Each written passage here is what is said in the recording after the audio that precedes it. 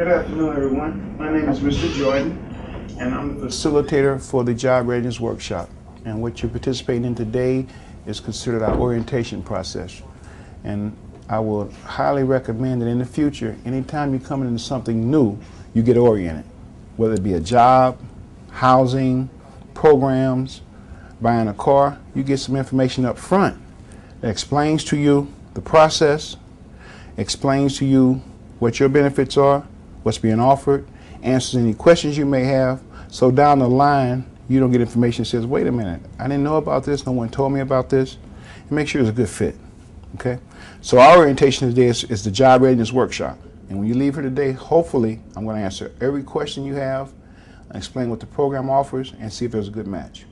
Okay? Any questions? All right, good. So in order to participate in this workshop, you've been identified as an at-risk job seeker. Does everyone understand what at-risk job seekers are? Mm-hmm. Okay. So there's two sides to it now.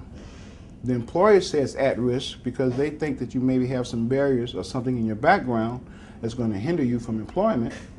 But on your side of being an at-risk job seeker, there's a possibility of you being discriminated against. So we need to understand both sides of it.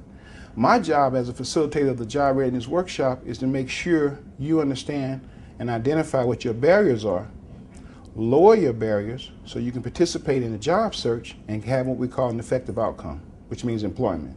Okay? One thing I want to share with you, because this job market is so competitive, and for every one job announced to the public, research shows there's a minimum between 200 to 300 people applying for that one job. Okay? So you want to understand that going into it.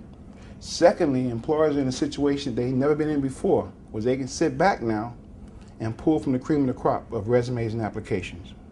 Okay? You have people with graduate degrees working in fast food, working in car washes, working outside their expertise just for employment. So you want to know this going in, so when you start your job search, you are targeting jobs that have the skill sets that you say you have. You are communicating to the potential employer, I can do this job. Okay? Any questions about that? Okay. So how many people in the room are ex-offenders by hand? Okay, 2 ex-offenders. Okay, good. Now, one thing you're going to learn in this workshop, because the majority of our clients, let me just identify what an at-risk population includes. You can be at risk if you're a mother that's transferring, a mother or father that's transferring off of TANF, which is our new name for welfare. You get back into the workforce, so you got major gaps in your work history. You can be a stay-at-home mom or dad who's homeschooled your kids for a lot of years, and you're transferring, or you're trying to assimilate back into the workforce, so there's gaps in your work history. You can be someone that's HIV or AIDS positive. That could be considered an at-risk job seeker. But the majority of the clients we work with are ex-offenders. You guys understand what I mean by ex-offenders? Mm-hmm. So they have barriers, which means they might have convictions, felony or misdemeanor convictions, that when a background check is done, it pops up. So the employer says, oh, wait a minute. Our job in this workshop is to help you identify those barriers, lower those barriers, and find out healthy ways of getting beyond those barriers so you can consume and maintain and get employment. Okay? So it's not just about getting a job, we're going to also talk about keeping that job. Because a lot of times we go through all this hard work, go through the application process, the interviewing process, to get the job, and we do some things that we have control of that cause us to lose a job. So we're going to talk about those things as well, okay? All right, so that's what identifies those that at-risk job as at-risk job seekers. So what I'm going to do today is identify some of the things we do in the workshop, so you guys understand what the workshop entails of between Tuesday and Friday, and make sure that it's clear that when you leave here, you can see that there's a good match and there's going to be a benefit. I will say this. I would say 95% of participants that participate in this workshop come in with a healthy attitude, come in with the willingness to want to learn and improve, roll up their sleeves and do the work. There's a major benefit. Major benefit. Because not only are we going to give you some traditional things to use in your job search, but we're going to also talk about some non-traditional things that you can incorporate. Okay? So first of all, when I say ex-offender, anybody got a math background in here? Look pretty good in math? Anybody? Let me just ask a question. Okay, so if I put X in front of this number, what happens to 4? Right. So until we identify what 4 is just a non-factor, right? So we use that same concept when we talk about ex-offenders. What we say is that we want you to title yourself as an ex-offender, because what we're saying is whatever you did to become an offender, you're no longer doing that. Okay? So you communicate to the employer, yes, I did make a mistake in the past. I'm no longer doing that. All I need is a second chance. Right. So we use softer language instead of convict, felony, felon, those kind of things. We use softer language. Why do we use softer language? Because we want to engage that potential employer in a conversation. Use non-threatening verbiage and information so the employer looks at the offense as being something that did happen, but focuses more on your skills and your ability to do the job. Does that make sense? Okay, good. So that's why we use the term ex-offender. And throughout the workshop, you're going to learn a lot of new ways. We do what we call verbal gymnastics.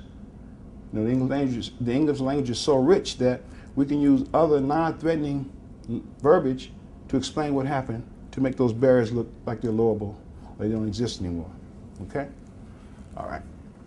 So what I'm going to do is show a brief PowerPoint presentation so you guys can get a basic understanding of what we do in the workshop, how it's going to benefit you, answer any questions you may have, and I'm going to erase this. I'll put this back up so it doesn't interfere with the PowerPoint presentation.